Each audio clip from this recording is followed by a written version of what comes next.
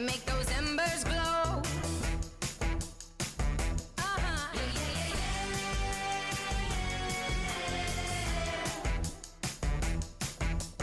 I'm on my way, and I don't skip a beat. I can't help it, I've got happy feet.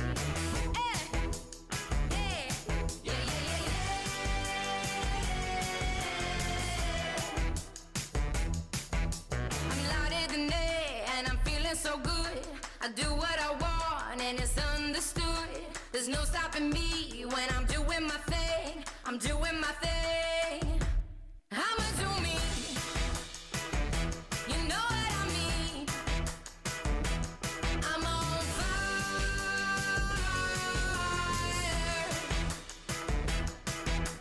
I'm feeling glad there's a spark in my soul.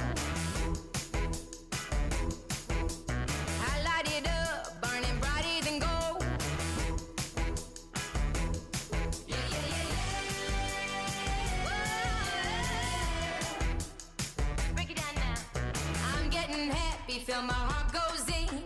I'm clapping my hands and I'm pulling these strings. No stopping me when I'm doing my thing. I'm doing my thing. I'ma do me. I'ma do me. You know what I mean. You know what I mean. I'm on fire.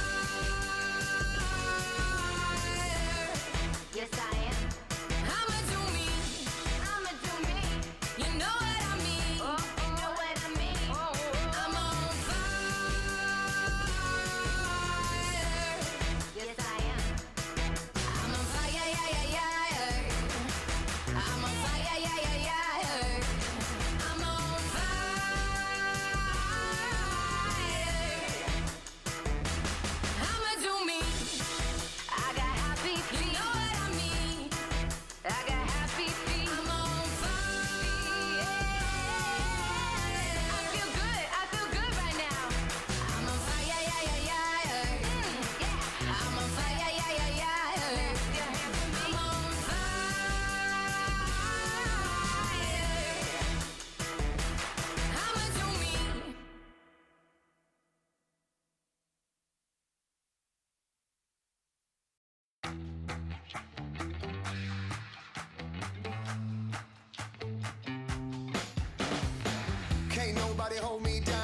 I'm steady walking like I got 3 commas in my bank account, living loud. So get your cameras out. I'll probably do the same thing if I was you. Looking at me now, now.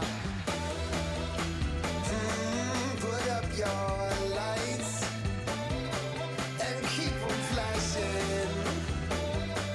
Don't ever put them down, down, down. Look at me now.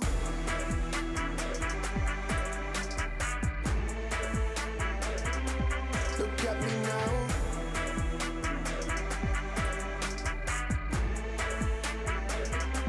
Look at me now. Good God, I'm looking sweet. Right now I'm feeling like a slice of heaven, and you wanna sink your teeth in me. And the way that I move my feet, it's like I got this whole world spinning round to the rhythm of my heartbeat. Put up your lights and keep them flashing. Don't ever put them down, down, down. Look at me now. Look at me now. Look at me now. Look at me now.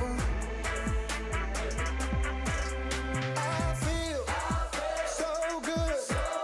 I feel so money. I feel so good. I feel so money.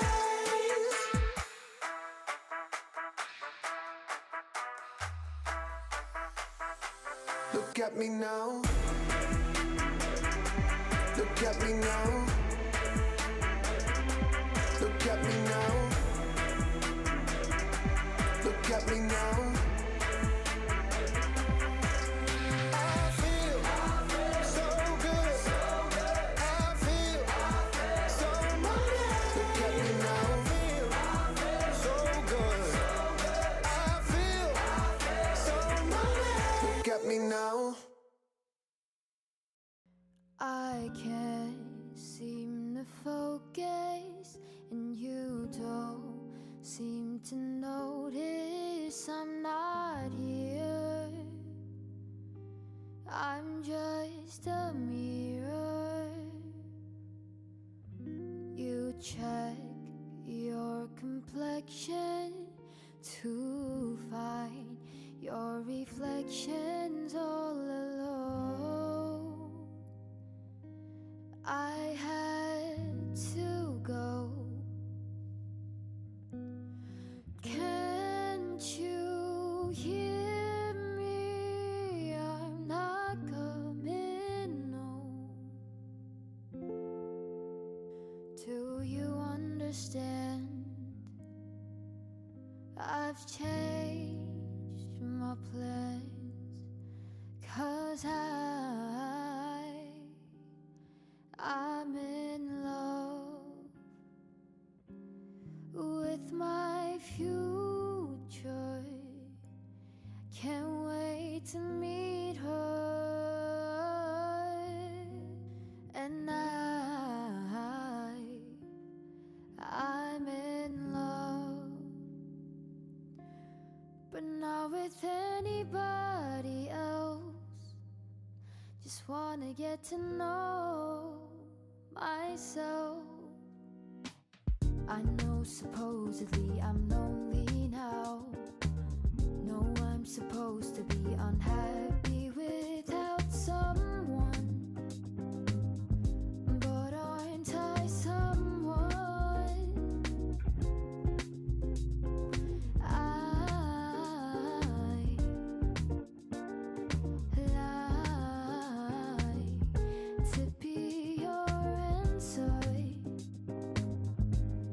You're so handsome, but I know better than to drive you home. 'Cause you'd invite me in, and I'd be yours again, but I'm in love with my future, and you don't know her. And I'm in love, but not with anybody here. I'll see you in a couple years.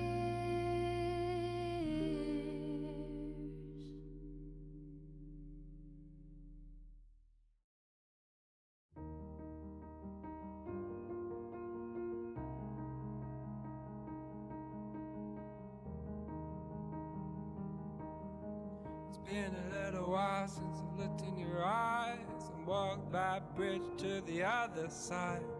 Mama says it's gonna get cold in the night, but if I picture you, then I'll be alright. I am ready.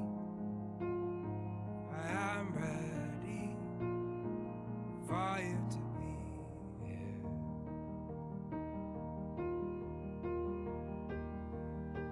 It's been a little while since I held your hand, so my arms won't stretch to your distant lands. Give me every person in the whole wide world, and I'll pick you out in a second, girl. I am ready. I am ready for you to be here. For you.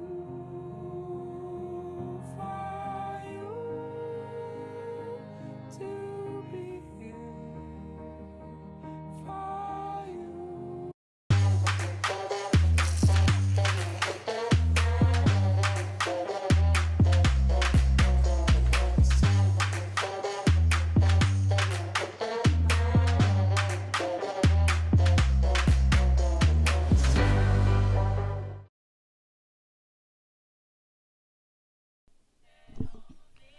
Hello everybody, We are live. Welcome to episode 13 of Late Night Coffee Show. The host, Mark Kwan. Before we start, I'd like to thank everybody for joining. 10 o'clock is a pretty late time, especially on the weekend on Sunday, right? But hey, why not? For me, this is the best time. Kids are in bed. I had a great weekend with my wife and my daughter, and from 10 o'clock to midnight is my time, and so join and let's have fun. Can somebody shout out if the mic and the voice is clear? Can everybody hear me okay? Paul, thanks for joining. How are you? Can you hear me okay? Just want to make sure before I start audio, because with this live, you never know how the sound is going to be, right? Okay, there you go. Okay, all right, Marco, you're my audiovisual guy. If you say we're good, then we're good. Okay, all right. Hopefully you guys had a great time. Okay, I had a fantastic time. Went to a Deep Cove again. We go to Deep Cove every Sunday from 3 o'clock, between 3 to 5 o'clock. That's when me and Ginny, we hop on our minivan, put my 4-year-old daughter Alice, and we go to our favorite place, which is an organic donut shop called Honey, and also the ice cream shop called Gelato Express. So yeah, hey Dr. Ham, thanks for joining. Hey Lisa, we missed you a couple sessions. How you doing, sweetie? All right, you ready for your immediate molar surgery for the upcoming LSS? Hope you are, right? Okay, I got heat from Dr. Jin because of I'll let you do that one. Okay, well we'll have fun anyways. Okay, so let's talk about tonight. Tonight is a fun one. Okay, this is a fun one. The title is this. Okay, is this one, The Curse of the Van Ass. Okay, I'm trying to make this tonight's evening late night coffee show an interesting one. Well, we'll learn something from it, but it also has quite a story behind it as well. Okay, I don't know many of you know Dr. Glenn Van Ass. Dr. Van Ass is actually let me just see right here. Oh yeah, good. All right. Yeah, Dr. Glenn Van Ass used to be one of our faculty doctor during the 2014. Yeah, he joined us in 2014, and he joined us at Bice Institute for specific focus on LSS. Live Surgery Study Club. I do briefly mention Dr. Glenn Van Ass, and I give him the credit that he deserves. Because if it wasn't for Dr. Glenn Van Ass, he's the first one who suggested that Bice Institute start a live surgery study club, because he believed that it would be a very, very good way to optimize the learning experience for our doctors, and for those residents who graduate in complement residency. And back then it was only a 4-day program, and it was a very intense program. And then when they graduate, we felt that they needed ongoing live surgery study club support. And it was Dr. Glenn Van Ass' suggestion, and Dr. Bernard Jin has totally strongly agreed it. And so it was those two. Because of those two, why we have such a wonderful flagship program of LSS, Live Surgery Study Club, which we have two groups that we're really I feel that it's fortunate that you guys get to have that exclusive learning ability, right? So Dr. Glenn Van Ass, let me tell a little bit about him. He's actually a world-renowned speaker. He's a really world-renowned speaker. He's been, even before implant dentistry teaching, he was already a well-known speaker and presenter and clinician in the field of microscope dentistry, endodontics, and laser. He's a big global laser speaker, and he travels around the world all the time. And I always enjoy his lecture. I never, seeing him do a mediocre lecture, because he really prepares really well with the research papers and everything too, right? So hopefully in the future we'll get a chance to listen to his presentation again. Anyways, let me go back. So in 2000, we started the LSS program around in 2015, right? 2015, that's when we started to do a proper LSS format. And a lot of it was structured by Dr. Van Ass and Dr. Bernard Jin, right? And what we used to do was we used to take turn every LSS in the morning from 8 o'clock to 8:30. We'll do a half an hour presentation. We'll take turn about what's the latest topic, and we'll take turn talking about different things. Sometimes the instruments, sometimes the surgical technique, some latest research. When a dual zone first came out, Dr. Van Ness, did a 30-minute lecture on dual zone. Okay, and he felt that that's something that will stay for a long time. So we did that. And this one morning, it was Dr. Van Ness's turn, and he was talking about possible implant fracture. Right, implant complication. It's about that time where the complication on implant became more popular topic because a lot of the general dentists who place implant under our teaching, they place enough that they start to see bone losses and screw loosening and things like that. So we start to gear ourselves forward. Well, we've been already then by then teaching complication weekend courses starting 2013, right? And then he wanted to add a little more content to the complications. So he brought the topic of possible implant fracture, right?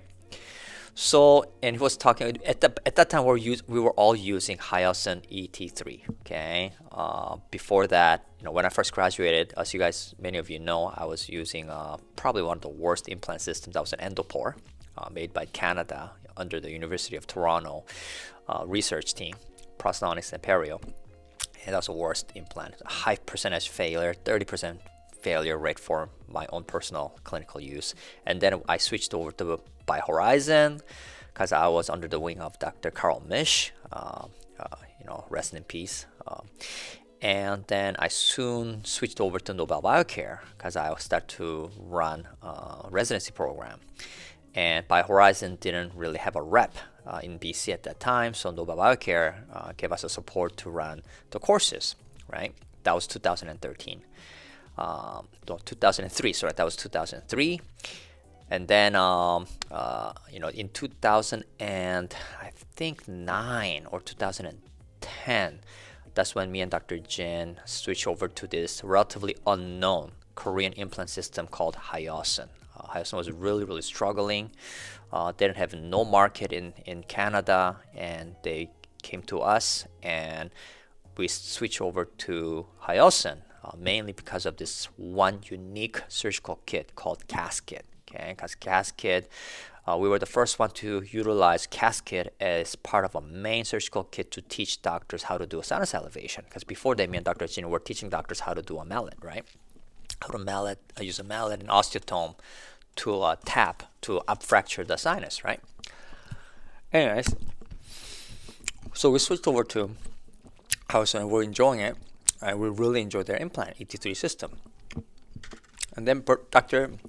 Van Ness that morning said he had a fracture with one of the narrow implant 3.5 ET3, and he was talking about it and how he struggled to remove it. And he was talking about this EFR Easy Fix Removal Kit that they have, and he was able to successfully remove it, right? And that morning, during that time, LSS time, I wasn't really actively participating in teaching, right? I would come, I would sit at the back and just watching, and Dr. Van Ness points out to me, right? He goes, Dr. Kwon, have you ever experienced implant fracture? Right? And I said, yeah, I have with other systems, right? Other systems with the Nobel, because Nobel trilobe, especially narrow one, you fracture quite often during the surgery, right? during the surgery, and sometimes, maybe 5, 6, 7, 8 years later. But I told him I never had an hyosin ET3 fracture on me, right? And he looks at me and goes, oh, well, Dr. Mark Kwon, he's a master of dental implant. He knows what he's doing. That's why he's not getting fractured. But sometimes it can happen, right? Okay. I hope nobody has an implant fracture. And then that was the problem, right? I was so arrogant. I was so cocky. And I looked at Dr. Van Ask, Glenn, like, why would you get an implant fracture, right? Okay. You must be over torquing and all that, right? And then, and then the day went by. Exactly next week, I get my first implant fracture, right? Okay, and I'm gonna talk about that exact case, right? Okay, this was a year, I think 2016. Yeah, his lecture at LSS was 2016, and this is going to be the case that I call it the curse of the Van Ass. Okay, so today's actually a case review. Okay, still to this day, I told Glenn Van Ass, if I didn't sit in that room listening to your implant complication, implant fracture mini presentation, and if I wasn't there, I wouldn't have been cursed by the Van Ass. Okay, so that's the story. Okay, and ever since this curse, we've been having implant fracture issue coming back at us at least 2 to 3 times a month. Okay, and there was a time that it was happening so much, and I think I've removed at least 50 or 60 of these hyosin ET3 3.5 millimeter diameter implants, and I'll go through this case here. It's a funny one. Okay, so today, okay, a quote, famous quote: even the best plans sometimes don't work out as planned. Okay, that's the curse. All right. Okay.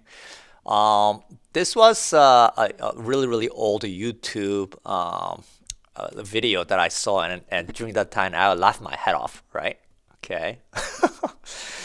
And I threw this video as a part of my teaching, right, as a slide, because it was so funny. Because you look at them, right, they're supposed to be like a karate masters, right? Okay, but I'm sure they've rehearsed it many times. But when you miss and you hit the guys on the foot, right?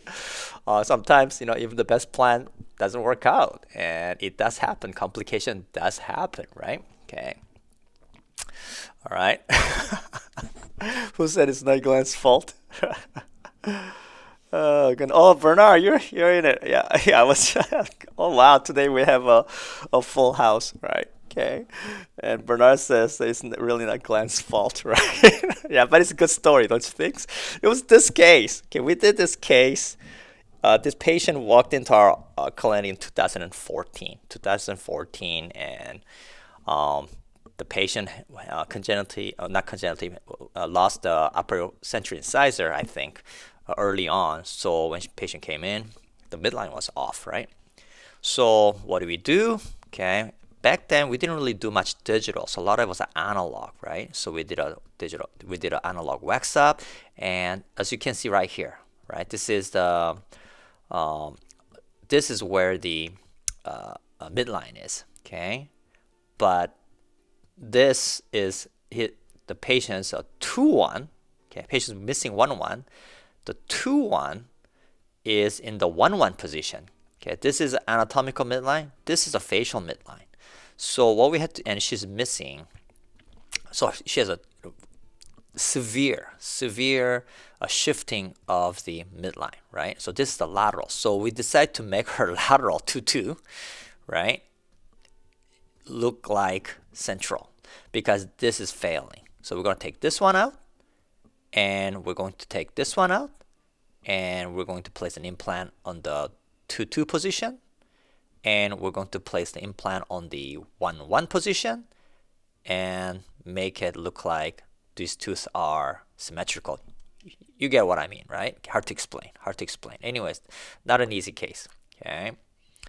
So, yeah, so that's the midline right there, okay? So surgery, we took the teeth out, okay, badly decayed, recurrent decay, both of them, and we took them out, right? Typical surgery, nothing special here.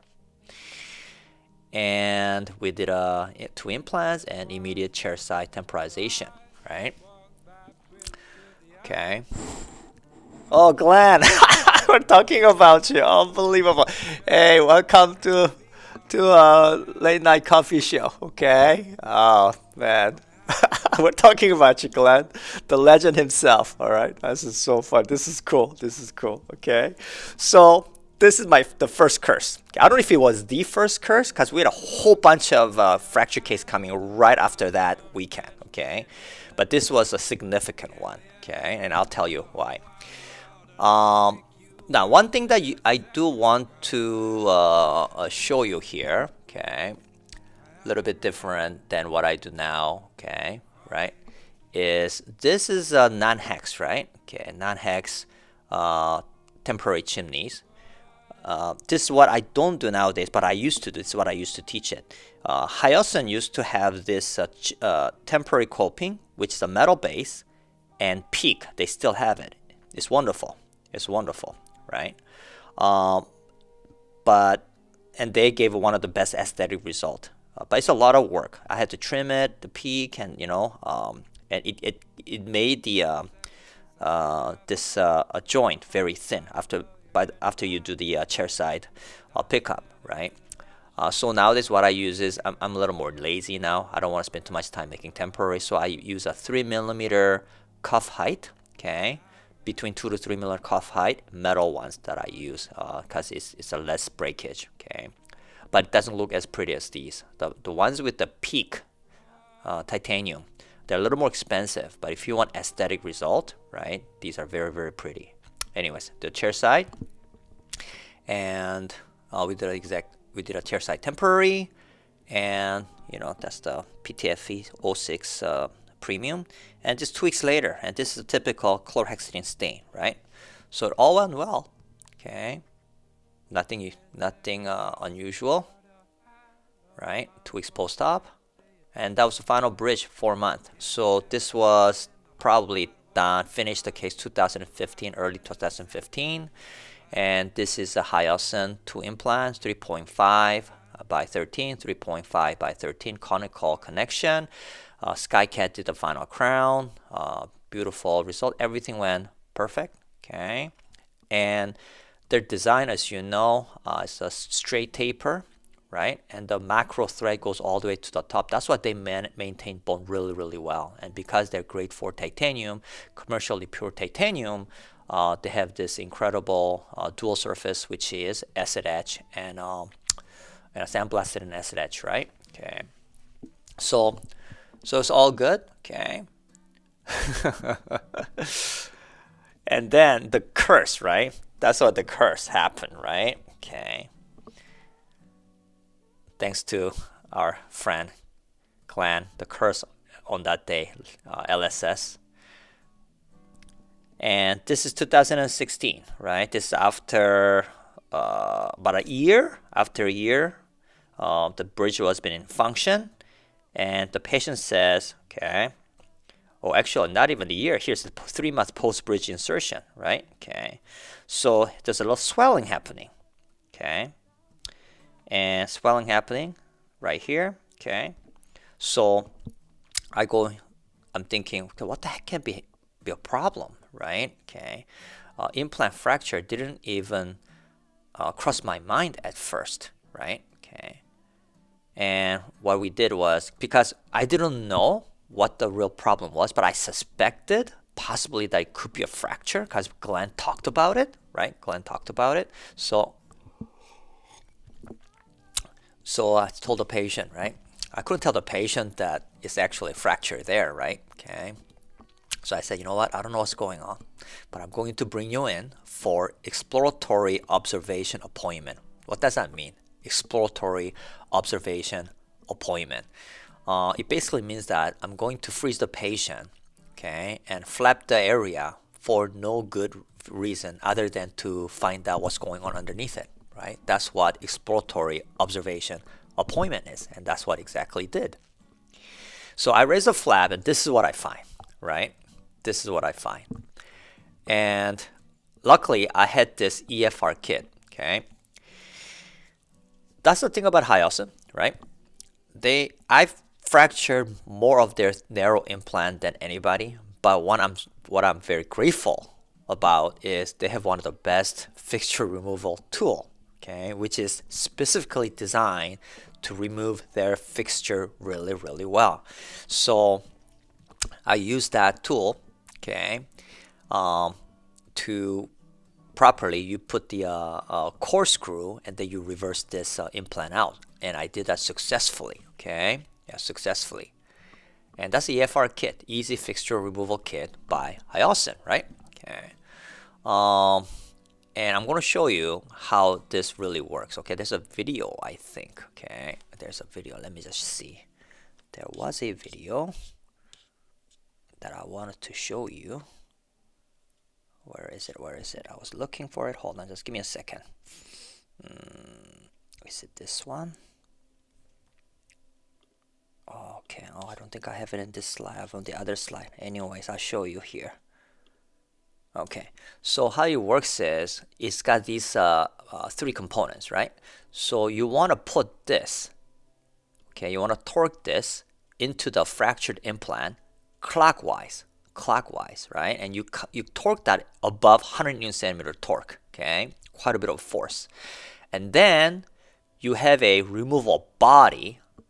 You counterclockwise turn it. So what it does is this corkscrew has a thread, okay, internal thread that matches the male component of internal screw within this removal body. Okay, so when you counterclockwise turn it, it starts to engage this internal thread. Okay, and then it's got teeth. So as you reverse it, this diameter is slightly bigger than the diameter of the fixture, so it grabs the neck and it encases it so that it doesn't fracture any further. Okay, because if other type of a reversing tool, if you just were to reverse it using a torque wrench or implant torque adapter, what's going to happen is as you reverse it, it's going to flower out even more, right? So that's what's ingenious about this design. And let me see if this is a video. Here it is. Okay, yeah, so I'm using a reverser body. I already put the corkscrew. I'm reversing it. It usually takes about 300 Newton centimeter torque, 250 to 300. So it's a heavy duty torque wrench, right? And if you get lucky, okay, it will give. And if nothing breaks, the implant will come out in one piece, right? So I got lucky, right? I got lucky. I was cursed, but I was able to overcome it. And what I did was place a new implant right away. And okay, that's another one. Okay, that's a different case. Okay, this is another different patient. So this one was another few weeks later. Okay, patient comes in. Okay, did the same thing. Okay, but anyways, for this patient, let's go back to the same patient. I put a new implant here. I did a sticky bone like Dr. Jin teaches you guys. Okay, and then made another temporary, right? Brand new temporary. Okay, all right. Oh, Sang, you have another one too, eh? Okay, yeah. So made a temporary, and then okay, guess what happened, right? When a patient came back, right?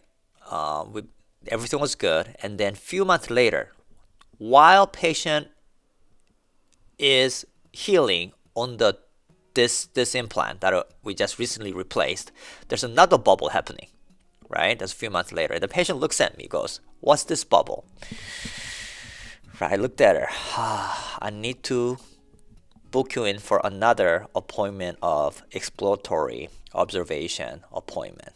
That's what I told her, right? And she looks at me, goes, "Is it another fracture?" Is it another fracture, right? She's looking at me, right? It's another fracture, isn't it, Dr. Kwon? So I told her, yeah, I think so. Oh my goodness. What are the chances, right? I go in there, right?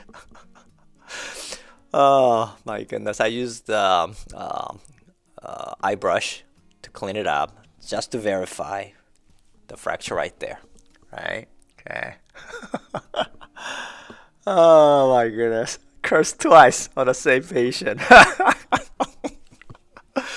Oh, I'm laughing at it now, but you gotta understand how I felt at that time, right? Okay, at that time. Okay, now someone will even ask like, do you need to flap for all these cases? Well, if you want to find out exactly what happened, you gotta flap it, right? Do you need to use an eye brush before you take the fixture? No, you don't. I told myself, you know what? If I'm going to have to go through this agony, might as well learn from it. So in order to take photos and everything, I used the eye brush and took my time and so take the granulations off from the thread and do the reversal, right? Okay.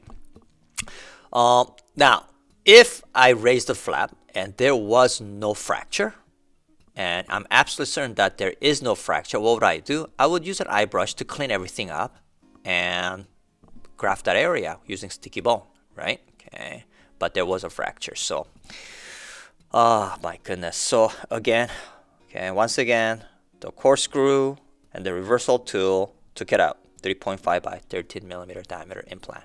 Okay, and place a new implant. Okay, new implant. And I think I placed a new 3.5 by 13. I should not have. Okay, if I was any smarter, I would have placed a different implant, or well, we didn't have Megagen implant at that time, right? Okay, should have placed a 4.0 or something, but okay, place 3.5. The problem with the position like this here, when you don't have much bone, 4.0 is a little too wide. Okay, that will sit outside the graft envelope, and you might end up getting recession. So put a 3.5. I didn't even have to do any additional osteotomy, right? Okay, it just fits perfectly. Okay, and made another new temporary bridge. Okay, it's my third time making a temporary bridge, right? And did a suture. And then temporary bridge, right? Okay, now everything healed pretty good. No more bubble, right?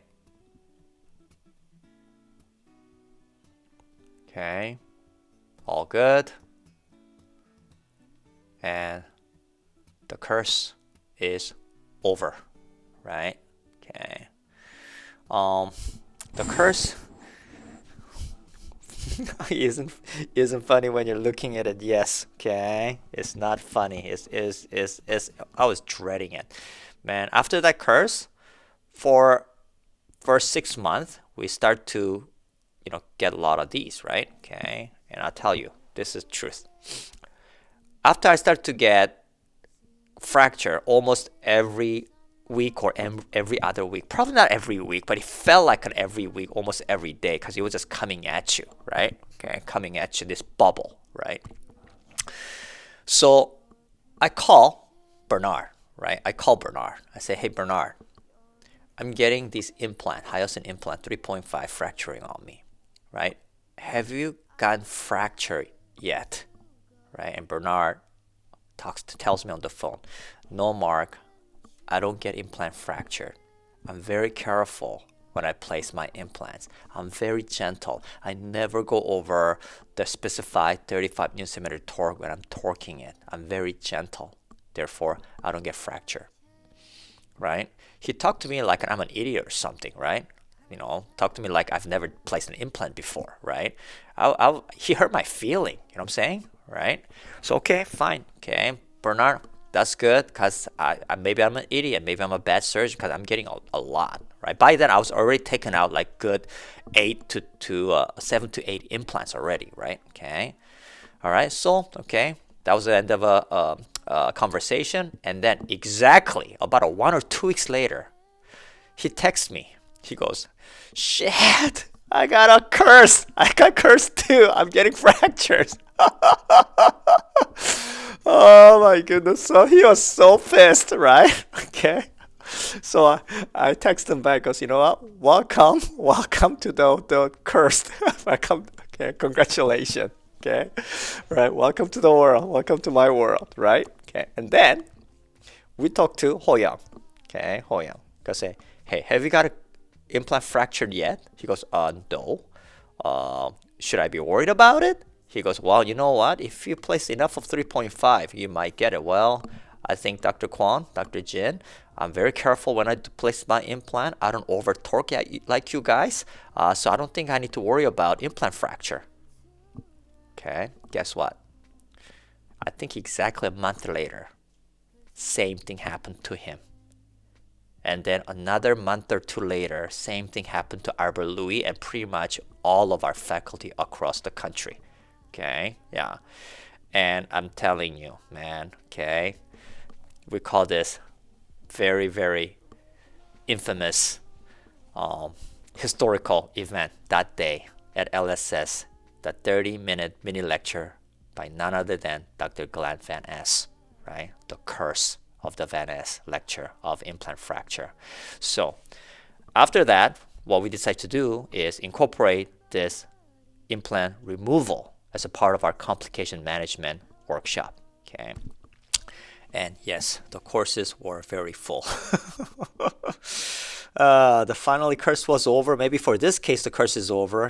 Patient didn't come back for fracture on the second implant, but I had to remove a lot of implants. I think I probably on my own we removed at least about 50, at least 70. Okay, or more. And one thing nowadays, basically, if I do get a fracture, I think I pretty much remove all the fracture possible 3.5 that I can replace. I think I've replaced it. Once in a while, we still get some, okay, but it doesn't worry me or scare me because that's one thing that we got out of this curse is that we learned how to remove implant really, really well. Okay, yeah, I pretty much removed every length of 3.5 implant, reverse those out. Not all of them come out with the kit. I think about 80% of them come out. The other 20%, the implant will fracture, or sometimes the tool will fracture, right? The core screw snaps off. Other things like that happen. Then you have to try to find it out. Okay, yeah, it's not fun. Okay, but with this kit, 80% of the times you can remove this implant successfully, and which is really still very good, I think. What do I think about Hyosin implant? Well, you know what I think about 3.5. I no longer use their 3.5. I haven't used that implant for a long, long time. However, having said that, their other implant, but their narrower little brother, 3.2. They have a 3.2 diameter implant. I've placed thousands of those. I haven't yet to fracture a single one of those yet, the 3.2s. And I think the reason for that is because their 3.2 diameter implant, Hyosin, is grade 5 alloy. Okay, grade 5 alloy. And their walls are a little thicker. Okay, so those I haven't had any problem, but the 3.5, because where their macro thread design is, in theory, this design is really, really good, maintains the bone really, really well, as you can see, but it renders the wall very, very extremely thin. Okay, so if you ever need some advice removing these implants, I'll reverse them out in EFR kit. Yeah, let me know. Okay, I'm the guy. Okay, all right, excellent. Yeah, so that's the end of the today's lecture.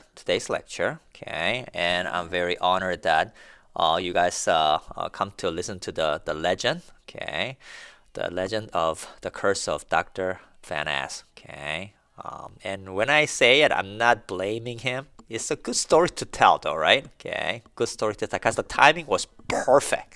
After that mini lecture, it's like a snowball, right? So timing is incredibly perfect. That's why I call it the curse, right? And we always get a chuckle out of that story, right?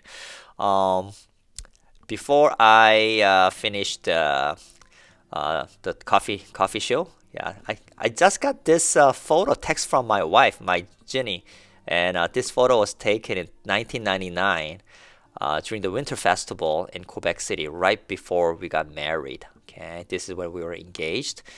We decided to do a little trip because at that time her sister was still living in Toronto, and she was still living with her in Toronto, and I flew to Toronto, and we rented a car together, and then we drove to Montreal, okay, and then Quebec, and then we spent I think 3 days at Quebec and Montreal. So I look at myself going, oh my God, I look so young, and my wife looks looks so young too.